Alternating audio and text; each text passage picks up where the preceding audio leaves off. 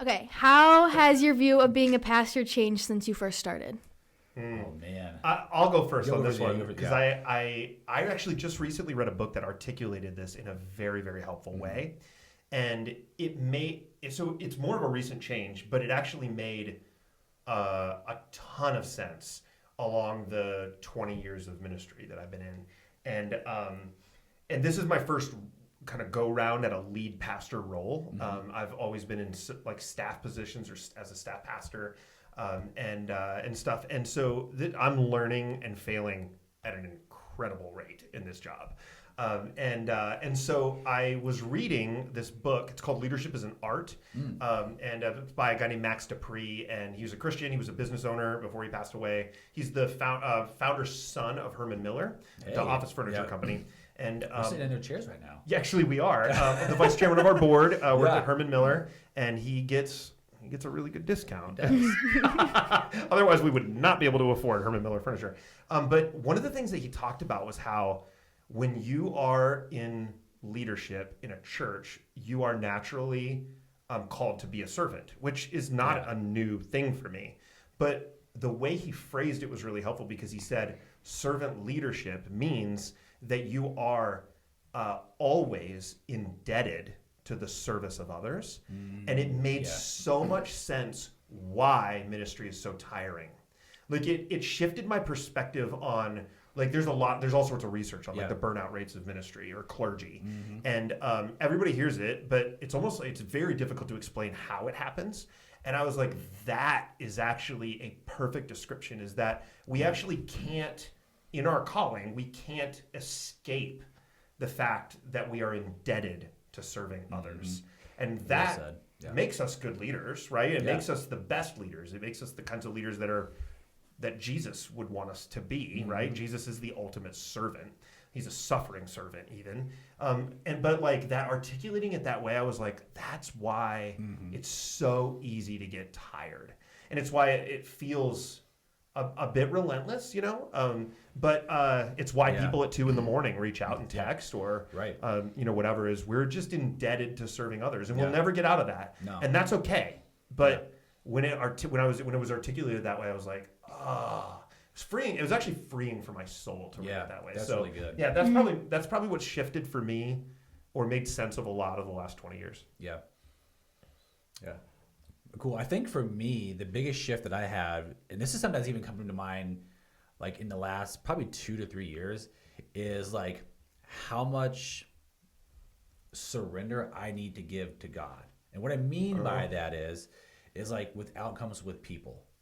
Because I think so often, like when you go into ministry, you like as a pastor, you feel responsible for getting people from point A to point B with God. Like you feel like it's your personal responsibility to make someone love Jesus and fall in love, to like fall in love with Jesus and to follow Jesus and to want Jesus and like nothing else. And there have been many times like where I have tried to do that like in my own strength, and I'm just like, why did that person do what I wanted them to do? Like I tried to lead, I led them to the Lord. I talked about Jesus, and they still like didn't accept it.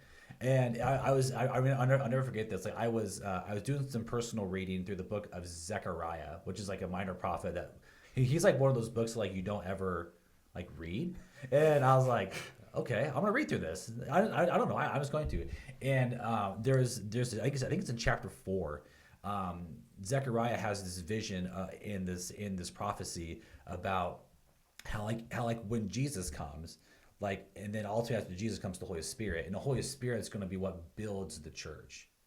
And I'm like, wait a minute, this is so important, because what it's saying is that like the Holy Spirit is responsible for people's heart change. That's good. That'll preach. Not me.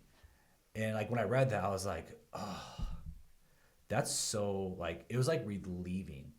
Yeah. Like when I read that, I was like, okay, I can be faithful. I can preach truth. I can be there for people. I can basically be the person that God's wanted me to be, but I don't have to be responsible for those people loving and accepting Jesus. Like how long were you in ministry by then? Oh man, that'd have been at least 10 years. Yeah, okay. Maybe even close to 11 years. That's a lot of learning. There's a lot of and of course there's some things going on like at the church I was at before here. So like there was a lot of time of like growing in that season. Yeah. And now I think like one of the big truths of like I can't change someone's heart. That's good. But God can. Yeah. And I can be totally free of letting God change that person's heart. Nice. So Cool. I'm just the vessel. I like that. Yeah. So it's good. Alrighty. What is one piece of advice you'd give to someone considering becoming a pastor? All right, I'm going to rapid fire this one so that we can get through the rest of these questions, because otherwise I'll just keep talking like I am right now.